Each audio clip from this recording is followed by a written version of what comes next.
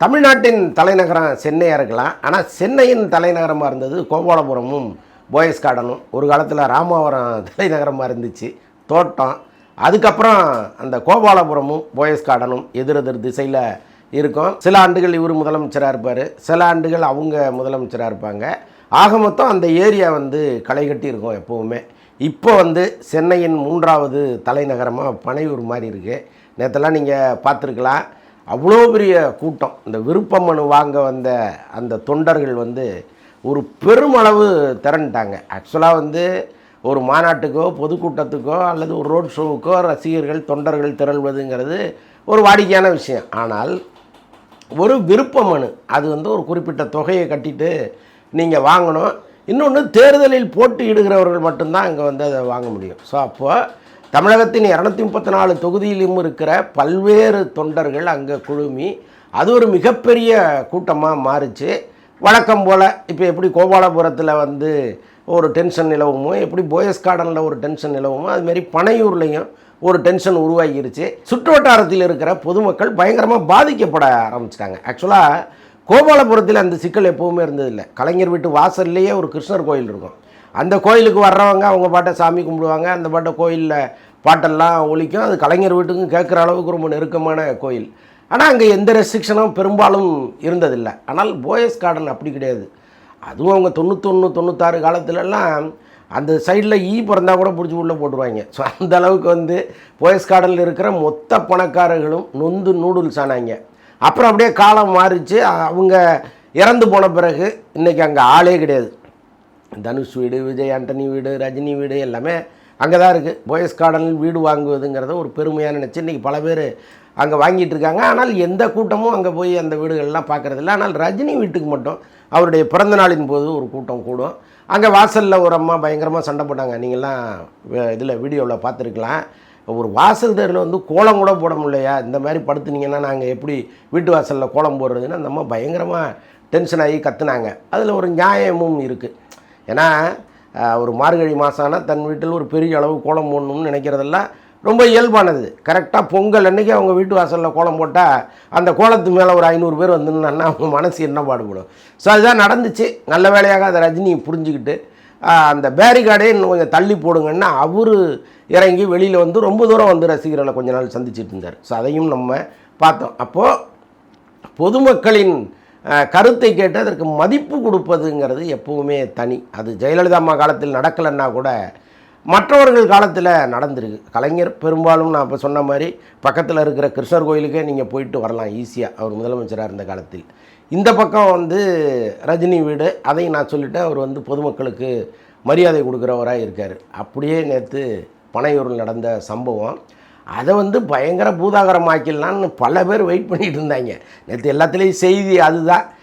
எல்லாருமே கொந்தளிச்சு இது மாதிரி பாருங்கள், எங்களுக்கு பெரிய நிம்மதி போயிடுச்சு, நாங்கள் நிம்மதியாக இருக்கணும்னு தான் சென்னையை விட்டு இவ்வளோ தூரம் வீடு வாங்கிட்டு வந்தோம், இங்கேயும் கும்பலாக டார்ச்சர் பண்ணால் நாங்கள் எங்கே போகிறது அப்படின்லாம் பல பேர் பேசுனாங்க. சாட்டை கூட நேற்று இதை வச்சு ஒரு வீடியோ போட்டு கலெக்ஷன் அள்ளிடல அப்படின்னு நினச்சிட்டு இருந்திருப்பான். அது கடைசியில் மண்ணாக போச்சு. திடீர்னு விஜய் நேற்று சாயங்காலம் ஒரு அறிக்கை ஒன்று கொடுத்துட்டாரு. அந்த அறிக்கையை படித்த பிறகு சாட்டை 5 தடவை தண்ணியில் போட்டு முக்கி அப்புறம் போட்டிருப்பான்னு நினைக்கிறேன். ஸோ அந்தளவுக்கு ஒரு பெரிய எரிச்சலை ஏற்படுத்துகிற அளவுக்கு அந்த அறிக்கை வந்துடுச்சு. என்னென்னா, இந்த மாதிரி பொதுமக்களுக்கு இடையூறாக யாரும் கூட்டம் கூடாதீங்க, எல்லாருமே அவங்கவுங்க வேட்புமனுவை ஆன்லைனில் பதிவு பண்ணுங்க அப்படின்னு சொல்லி ஒரு வெப்சைட் நம்பரை கொடுத்துட்டாங்க. அதுலேருந்து டவுன்லோட் பண்ணி நீங்கள் பதிவு பண்ணுங்க அப்படின்ட்டாங்க. இதை யாருமே எதிர்பார்க்கல. இன்றைக்கி கண்டென்ட்டு போச்சே அப்படின்னு பல பேர் கதறிக்கிட்டு இருக்கான். பட் அப்படி தான் இருக்கணும். ஒரு தலைவருங்கிறவர் பொதுமக்களுடைய வழியை புரிந்து கொள்ளாத ஒருத்தர் இப்படி தலைவராக இருக்க முடியும். ஸோ அதனால் இதற்கும் அப்போ 41 பேர் எப்படி செத்தாங்க உடனே ஆரம்பிச்சிருவாங்க. அது அன்எக்ஸ்பெக்டடாக நடந்த ஒரு விபத்து. அதற்கப்புறம் அவங்க சரியாயிட்டாங்கங்கிறத நம்ம பார்த்தோம். அதுக்கப்புறம் அவங்க போட்ட ஒவ்வொரு மீட்டிங்லேயும் QR கோடெல்லாம் போட்டு மக்களை உள்ளே வர வச்சு பெண்கள், கர்ப்பிணிகள், வயதானவர்கள் இவங்களெல்லாம் முற்றிலும் குழந்தைகள் எல்லாமே தடுத்து நிறுத்தி அதெல்லாம் நம்ம பார்த்தோம். ஸோ அப்போது ஓரளவுக்கு அவங்க பொதுமக்களினுடைய நியாயங்களை புரிஞ்சுக்கிற அளவுக்கு வளர்ந்துருக்காங்க. அப்படி ஒரு தலைவராக அவர் இருக்கார். ஸோ இது ஒரு பக்கம் இருக்கட்டும், அதை நான் சொல்லணும்னு நினச்சேன், சொல்லிட்டேன். இதுக்கப்புறம் ஜனநாயகன் பிரச்சனைக்கு வருவோம். ஆக்சுவலாக ஜனநாயகன் எனக்கு தெரிந்து தமிழ் சினிமாவில் நீண்ட காலம் போராடின ஒரு படமாக அதுவாக தான் இருக்கும். குற்றப்பத்திரிக்கை அதுக்கு முன்னாடி போராடிச்சு. அது வந்து ராஜீவ்காந்தி கொலை வழக்கை மையமாக வச்சு, ராஜீவ்காந்தி கொலையை மையமாக வச்சு எடுக்கப்பட்ட படம். அந்த வழக்கு நீதிமன்றத்தில் இருக்கும்போது ஒரு படம் திரைக்கு வந்தால் அது அந்த வழக்கின் போக்கையே மாற்றும். வழக்கின் தீர்ப்பு ஒரு மாதிரியாக வந்து படம் வேறொரு கருத்தை சொன்னிச்சுன்னா அது தப்பாக போயிடும்ட்டு அந்த படத்தை தூக்கி போட்டாங்க. அப்படியே அது பல வருஷங்கள் கழித்து, கிட்டத்தட்ட ஒரு 16-17 வருஷம் கழித்து தான் வந்ததாக எனக்கு ஞாபகம். அந்த படம் வரும்போது டெக்னாலஜிலாம் பயங்கரமாக வளர்ந்து, என்ன செல்வமணி இப்படி ஒரு படத்தை எடுத்துட்டாருன்னு பாதி பேர் புலம்பிட்டு போனாங்க. ஏன்னா செல்வமணி வந்து ஒரு பிரம்மாண்ட இயக்குனர்னு பேர் எடுத்தவர். அவர் காலத்தில் பெரிய பட்ஜெட் படமெல்லாம் எடுத்தவர். இந்த படத்தையும் அவ்வளோ பெரிய பட்ஜெட்டில் தான் அவர் எடுத்தார். ஆனால் அது ரிலீஸ் ஆகும்போது லோ பட்ஜெட் படமாக மாறி போச்சு. கிட்டத்தட்ட ஒரு உப்புமா படங்கிற அளவுக்கு அதை நெக்லெக்ட் பண்ணிட்டாங்க மக்கள். ஸோ அப்படி வந்து ஒரு பெரும் நெருக்கடியை சந்தித்த படம்னா ஜனநாயகன் தான். இந்த படத்துக்கு வந்து தெரியும் உங்களுக்கு, நம்ம திரும்ப முதல்லேருந்து ஆரம்பித்து சொல்ல வேண்டிய அவசியம் இல்லை. ஒரு புறம் அரசியல் நெருக்கடி, இன்னொரு பக்கம் ஈகோ நெருக்கடி, இது ரெண்டுமா சேர்ந்து இந்த படத்தை கிடப்பில் போட்டுடுச்சு. இப்போது 2 நீதிபதிகள் அடங்கிய பெஞ்சு தனி நீதிபதிக்கு இந்த வழக்கை கொடுத்துட்டாங்க. இதில் என்ன நடந்தது அப்படின்னு விசாரிக்கும் போது ஒரு நல்ல தகவலை சொல்கிறாங்க. ஆக்சுவலாக நீதியரசர் ஆஷா அவங்க இந்த வழக்கை கையில் எடுக்கலைனாலும் கோர்ட்டு பதிவாளர் ஒருத்தர் இருப்பார், அவர்கிட்ட நீங்கள் வந்து உங்கள் மனுவை சமர்ப்பிக்கலாம் அப்படின்னு ஒரு சட்டம் இருக்க போல இருக்குது. அங்கே வந்து இந்த மனுவை கொடுத்துருக்காங்க, நாங்கள் எங்கள் வழக்கை வாபஸ் வாங்கிக்கிறோம் அப்படின்னு. அங்கு மனுவை கொடுத்த கையோடு இங்கே வந்து ஆர்சிக்கும் அதை அப்ளை பண்ணியிருக்காங்க. ஆக்சுவலாக சென்சார் போர்டில் வந்து மண்டல அதிகாரியை சந்தித்தாங்களா என்னன்னு தெரியல. நாங்கள் ரிவைசிங் கமிட்டிக்கு ஒத்துக்கிறோம், நீங்கள் வந்து அந்த கமிட்டியை கூப்பிட்டு எங்கள் படத்தை பார்க்க சொல்லுங்கள் அப்படின்னு ஒரு கடிதம் கொடுத்துருக்காங்க. இப்போ ரிவைசிங் கமிட்டி வந்து 20 நாட்களுக்குள் கூட்டணும். பட்டு சென்சார் போர்டு நினச்சதுன்னா 2 நாளில் கூட்டலாம், 3 நாளில் கூட்டலாம், அது அவங்க கையில் இருக்குது.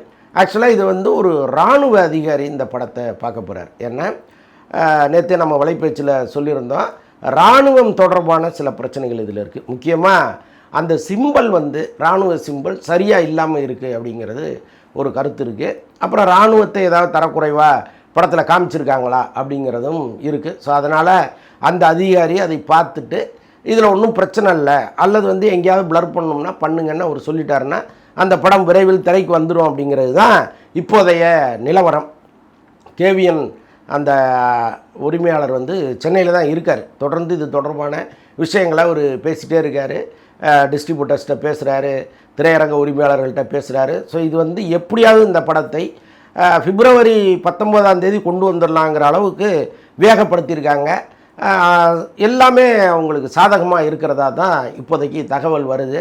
ஸோ அதனால் இதுவரை காத்திருந்த விஜய் ரசிகர்கள் இன்னும் கொஞ்ச நாள் தான் காத்திருந்தாங்கன்னா கட்டாயமாக ஜனநாயகனை பார்த்துடலாம். இதற்கிடையில் அந்த படத்தின் 20 நிமிட காட்சிகளை வெட்டிட்டாங்க அப்படின்லாம் தகவல் பரவிட்டு இருக்கு. அப்படிலாம் எதுவுமே கிடையாது. அப்படியே அந்த படத்தை கொடுத்துருக்காங்க. மீண்டும் ஒரு முறை ஏதாவது காட்சிகளை கட் பண்ணணும்னாலோ அல்லது வசனங்களை மியூட் பண்ணணும்னாலோ அவங்க பண்ணுவதற்கு தயாராக இருக்காங்க. கிட்டத்தட்ட 99% பிரச்சனைகள் முடிந்ததாக தான் தெரியுது.